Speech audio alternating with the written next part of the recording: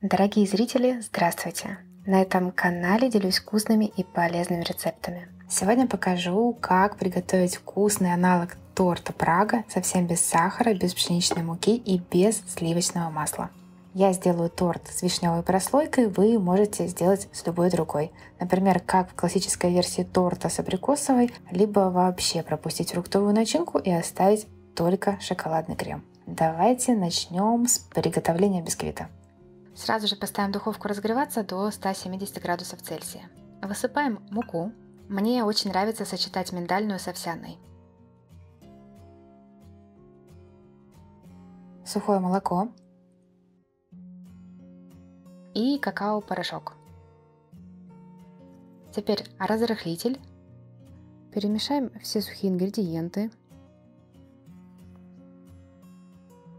Чтобы получить максимально нежный и воздушный бисквит, нужно будет взбить белки.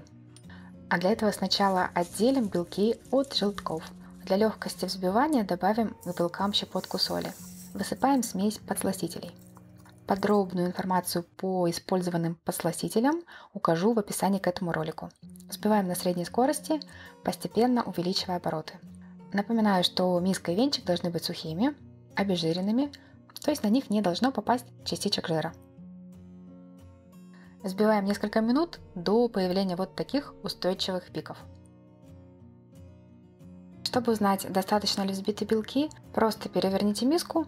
Если масса остается на своем месте и не скользит по стенкам, значит готово. Теперь взбиваем желтки, можно сразу на высокой скорости. Взбиваем желтки до вот такого небольшого побеления. Затем добавляем желтки к белкам и аккуратно перемешиваем массу. Лучше делать это силиконовой лопаткой, она не повреждает воздушную структуру белка и идеально собирает остатки со стенок. Чтобы не нарушить структуру белка, мешать нужно всегда в одном направлении, снизу вверх. Теперь небольшими порциями в 2-3 подхода просеиваем к массе сухую смесь. Каждую порцию перемешиваем до однородности, также аккуратно и в одном направлении снизу вверх. В итоге получается вот такое воздушное тесто.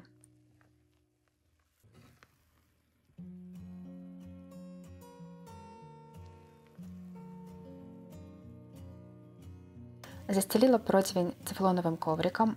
Он очень удобный, многоразовый и к нему ничего не прилипает даже без использования масла. Если не уверены в качестве своего покрытия, лучше подстрахуйтесь и смажьте дно маслом. Выливаю массу в форму. У меня формой выступает металлическое кольцо диаметром 16 см и высотой 10 см. И отправляем в разогретую до 170 градусов Цельсия духовку. Выпекаем до готовности в среднем около 40-50 минут. В процессе проверяйте готовность зубочисткой и старайтесь не пересушить бисквит. У меня прошло 45 минут. Достаю бисквит из духовки и даю ему остыть. При выпечке бисквита в кольце без дна остужать его лучше на решетке. Я вот так вот переворачиваю, для того, чтобы снизу не образовывалась влага. Бисквит остыл. Аккуратно ножиком прохожусь по стенкам и достаю бисквит из формы. Он вышел вот таким мягким и воздушным. Прежде чем делить бисквит на коржи, рекомендую завернуть бисквит в пакет или пищевую пленку и выдержать в холодильнике хотя бы часа 4, а лучше все 8. Тогда структура бисквита стабилизируется, в нем равномерно распределится влага, и его легче будет нарезать. У меня прошло около 8 часов. Достаю бисквит из холодильника и делю его на 3, по возможности, равные части. При желании для максимально ровного среза срезаем верхушку. Смотрите, какие нежные, мягкие и влажные коржи получаются. Заворачиваем коржи в пакет и достаем перед самой сборкой торта. Приготовим шоколадный крем для торта. Он будет не шибко низкокалорийным, зато очень вкусным и нежным. А вы, конечно же, можете сделать и более низкокалорийную версию без шоколада и молока. Для крема топим 100 грамм шоколада. Я растапливала короткими импульсами в микроволновой печи и каждые 15 секунд перемешивала. Вливаем 100 мл теплого или комнатной температуры молока. Перемешиваем до однородности.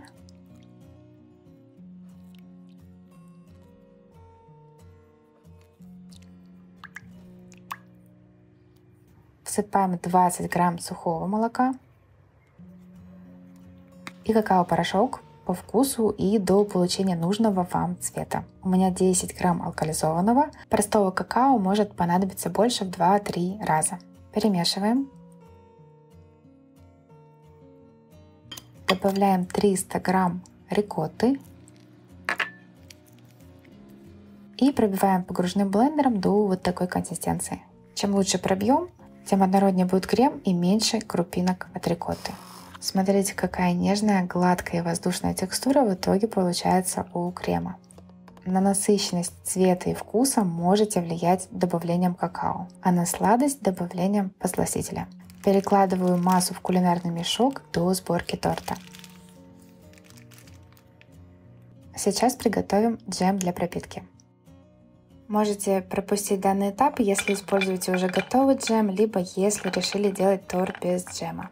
В основном Прагу делают с абрикосовым джемом, мне сегодня хочется с вишневым. Кстати, ссылку на очень простой рецепт приготовления абрикосового джема оставлю под видео. Беру 200 грамм замороженной вишни без косточек. Для лучшей консистенции вливаю 100 мл воды, пару чайных ложек лимонного сока для сохранения цвета и всыпаю 15 грамм кукурузного крахмала в качестве загустителя. Ставим на небольшой огонь и варим, постоянно помешивая, примерно до вот такой степени загустения. Пробуем и при необходимости добавляем подсластитель по вкусу.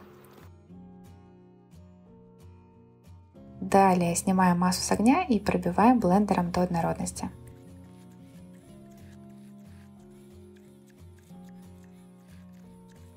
Оставляем джем до остывания. Посмотрите, после остывания джем стал вот такой густой. Перекладываю джем в кулинарный мешок и отправляю в холодильник до сборки торта. Теперь приступаем к сборке торта.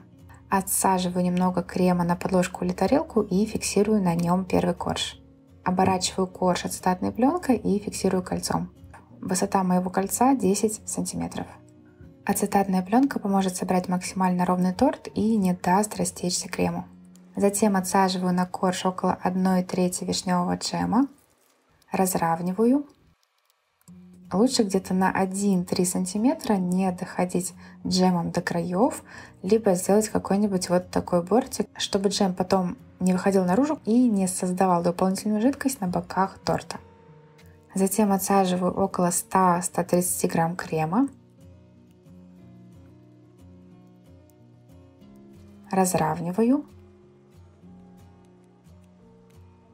Сверху укладываю второй корж, приминаю. Также поступаю со всеми оставшимися коржами. Верхушку тоже пропитываю джемом и запечатываю слоем крема. При желании все коржи можно дополнительно пропитать. Мне достаточно влаги от джема. Накрываем торт пищевой пленкой и отправляем в холодильник для стабилизации на 4-8 часов. У меня прошло 8 часов. Достаю торт из холодильника. Освобождаю его от кольца и пищевой пленки.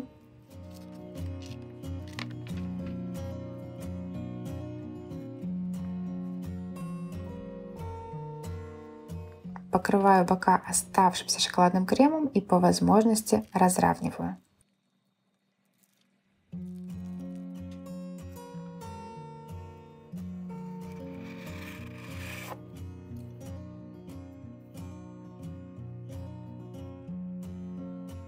Теперь, чтобы торт был еще вкуснее и шоколаднее, приготовим ганаш.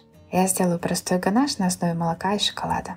Выливаю в сотейник молоко и нагреваю его почти до кипения. Шоколад делим на кусочки, затем заливаем шоколад молоком и тщательно перемешиваем до однородности.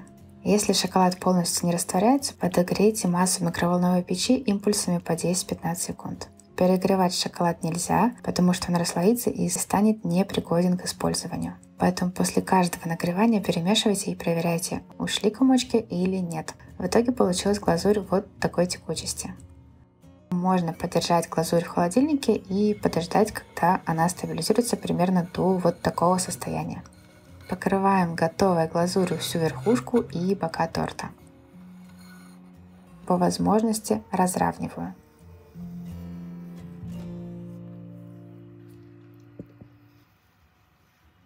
Все, торт готов. Но его еще можно дополнительно украсить, если есть такое желание и необходимость. Я просто натерла шоколад и посыпала им торт.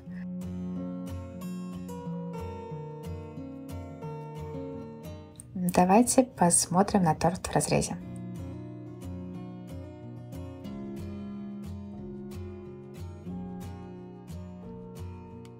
Он получился очень сытным, с насыщенным шоколадным вкусом. Шоколадные, щедро пропитанные вишневой прослойкой бисквитной коржи прекрасно оттеняются кислинкой вишневого джема и отлично сочетаются со сладостью шоколадного крема. Обязательно попробуйте приготовить такой торт и делитесь впечатлениями в комментариях.